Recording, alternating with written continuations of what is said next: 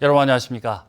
경북의 코로나 바이러스 감염증 확진자가 1,162명 발생하며 41일 만에 다시 1,000명대를 넘어섰습니다. 시군별 신규 확진자 수는 포항 237명, 경주 63, 울진 13, 영덕 2명으로 사망자가 3명이 늘었습니다. 최근 일주일간 경북의 일일 평균 확진자 수는 834.7명입니다.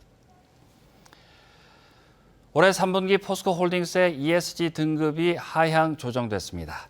한국기업지배구조원은 최근 포항제철소에서 발생한 성폭력 사건으로 근로자의 인권이 침해된 것으로 보고 포스코홀딩스의 사회책임 경영 등급을 A에서 B+로 한 단계 낮췄다고 밝혔습니다.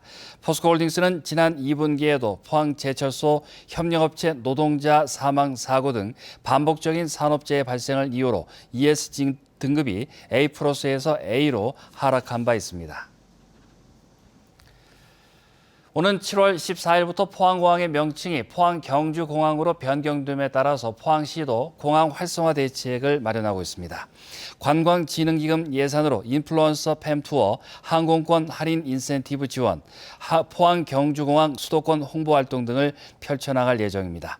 또 포항경주공항의 결항률 문제 해결을 위해 다음 달부터 새로운 비행 절차를 시행해 현재 6~7%인 결항률을 2%대까지 낮출 계획입니다.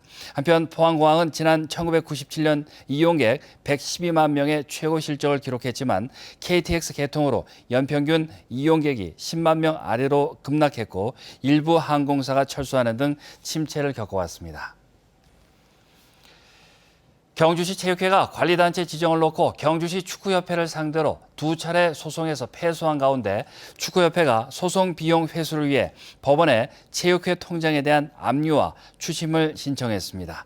축구협회는 원고인 체육회가 2차례 소송 비용 1,670만 원을 지불하라는 법원의 결정을 이행하지 않자 체육회 운영비 통장 2개를 압류 신청했습니다.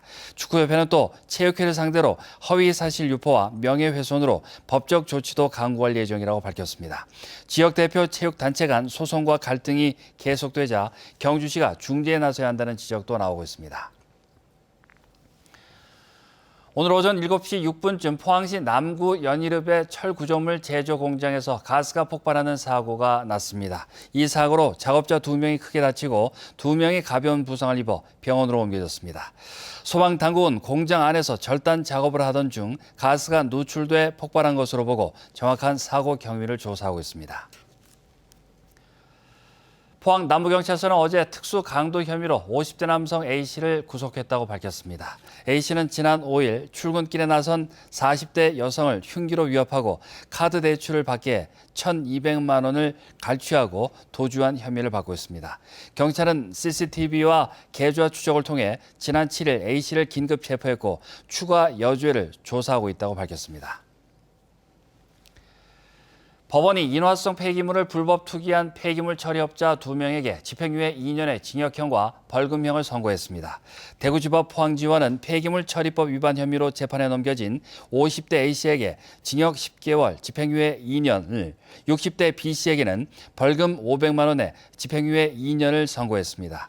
이들은 지난 2020년과 2021년 알루미늄 분진 폐기물 100톤을 지정된 폐기물 처리장이 아닌 공장 건물 등에 불법 투기한 혐의입니다.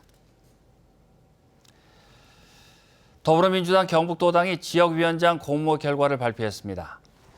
영주, 영양, 봉화, 울진위원장에는 황재선, 군위, 의성, 청송, 영덕위원장은 강부송 현 위원장이, 안동, 예천 지역위원장에는 김위한 위원장이 다시 임명됐습니다.